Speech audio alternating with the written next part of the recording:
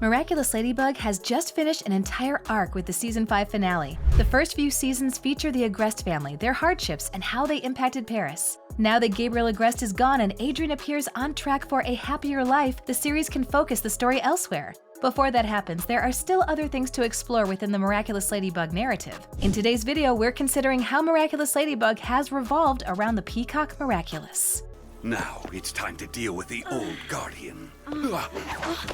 Mayura! I'm all right. Number 1. The destruction of the Guardians. The Ladybug and Cat Noir narrative begin well before the main series. In the episode Feast, Master Fu reveals his dark past, including how he single-handedly destroyed the Order of Guardians. When Fu was a boy, he trained inside the Order to become one of the next Guardians. One of his trials was to meditate while fasting. But with his hunger getting the best of him, he takes the Peacock Miraculous to create a Sentimonster to help ease his hunger. However, Fu's negative emotions created a Sentimonster who was out of control. The creature, fueled by hunger, rampaged through the Guardians' temple. Not only did it consume the miracle boxes, but also the Guardians, rendering their order extinct. Fu narrowly escaped with the Chinese miracle box and remained on the run to protect it for nearly 2 centuries.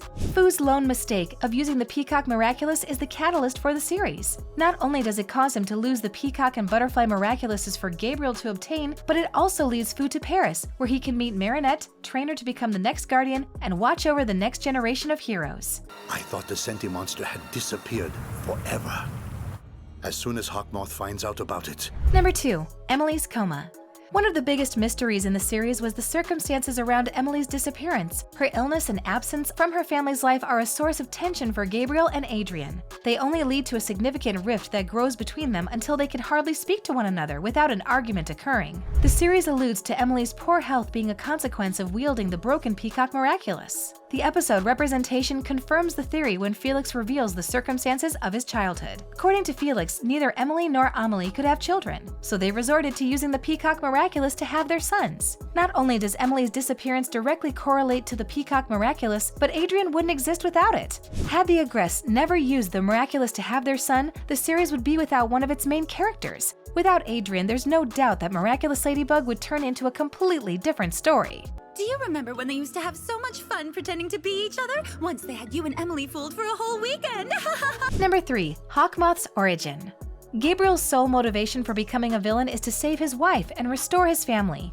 There are many implications about the Peacock Miraculous directly influencing Hawkmoth's origins, such as, had Emily never used the Miraculous, where would Gabriel be in his life? We could assume he would be a more present father, a public figure in Paris, and a man passionate about his fashion designs. The episode Style Queen reveals Gabriel's underground lair, where he keeps Emily's body. Longtime fans of the series were shocked by this revelation for several reasons. The first reason is that they never expected Gabriel to preserve Emily's body, and the second was that they now knew the motivations driving the series' main villain. If Gabriel kept Emily's body, he was determined to defeat Ladybug and Cat Noir, no matter the cost. It took some time, I know, but today, I can feel my prey has more malice in her than anyone I've ever akumatized before. Number 4. Mayura's origins.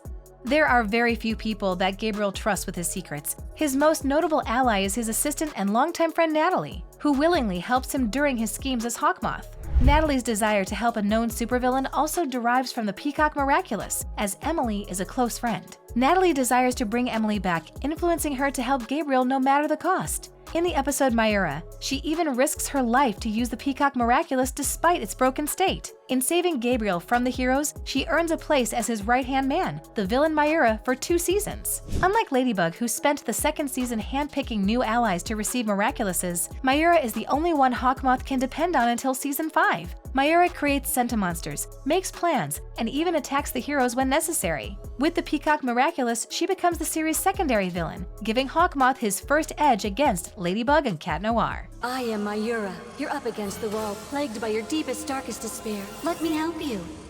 No, don't do that. Number 5. Natalie's illness. Although Natalie makes a great villain who isn't afraid to take risks to reach her goals, she does suffer significantly from using the Peacock Miraculous. Throughout seasons 2 and 3, Natalie's illness, much like Emily's before her, becomes a significant part of her life. She has fainting spells, coughing fits, and eventually loses her mobility entirely. These are a series of losses that lower her quality of life. In episodes like Optigami, Natalie is still eager to help Gabriel but must do so from her bed. It's not until later in the season when she gains a pair of robotic leg braces choices that she can return to her everyday activities. Her brief stint of normalcy is quickly followed by her fatal illness progressing in Season 5. In the episode Evolution, she realizes how obsessed Gabriel becomes with defeating the heroes and begins prioritizing Adrien's well-being so he'll have a happy life when she's gone. The Peacock Miraculous and the harm it inflicted on Natalie encourages her to redeem herself. Natalie's change of heart often throws a wrench in Gabriel's plans and adds another intriguing story element that impacts the entire season. He would lead us straight to her home unknowingly. Brilliant. But how do you plan to do that? Number 6. Shadow Moth's origins. With Natalie becoming ill, Gabriel loses his only genuine ally and the Sentimonsters she created. Mayura's assistance gave him a lot of power, and with Ladybug continuing to grow the hero's ranks, he has to do something to ensure he isn't easily defeated. In the first episode of Season 4, Truth, Gabriel finally cracks the information inside the grimoire to fix a broken Miraculous. With the Peacock Miraculous repaired, he takes it upon himself to use its powers alongside the Butterfly Miraculous. He unifies Nuru and Dusu to become Shadow Moth, a new version of his villain alter ego with seriously upgraded abilities. As Shadow Moth, Gabriel creates a new wave of villains stronger than ever. He combines them with personalized Sentimonsters to help them destroy Paris or withstand the heroes. Some of these Sentimonsters are so strong that the heroes nearly give up, as seen in the episode Guilt Trip, when Cat Noir nearly succumbs to using a cataclysm on himself. Gabriel's ascension into Shadow Moth is a significant turning point in the series' narrative, as the heroes receive more considerable threats to deal with each episode. With so much happening throughout the season, it's easy to forget that Shadow Moth wouldn't have occurred without the Peacock Miraculous.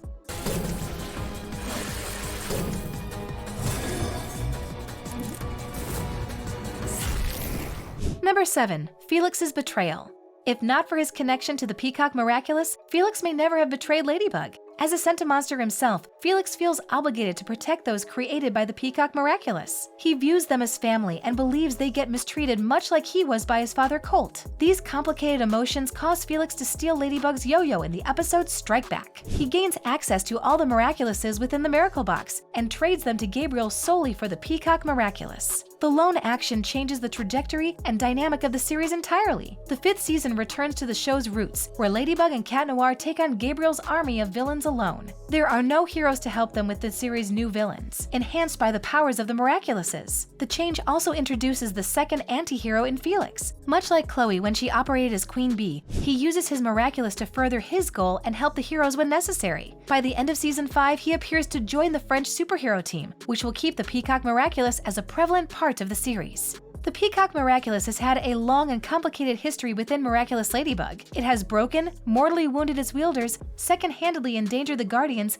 and created sentient life desperate to destroy Paris. In the grand scheme of things, it has been just as dangerous as the Butterfly Miraculous. It's hard to imagine the ability to create obedient life forms as a force for good, but the Miraculous seems to be in gentle and caring hands with Felix. In Season 6, there's no doubt that the Peacock Miraculous will continue to reach new heights and find ways to help the world rather than harm it. As it continues to sway the narrative, perhaps now it can finally be a positive source of power for the heroes to rely on. Thanks for watching. If you enjoyed this video, be sure to hit that like button, subscribe to our channel, and turn on notifications to stay updated on our uploads.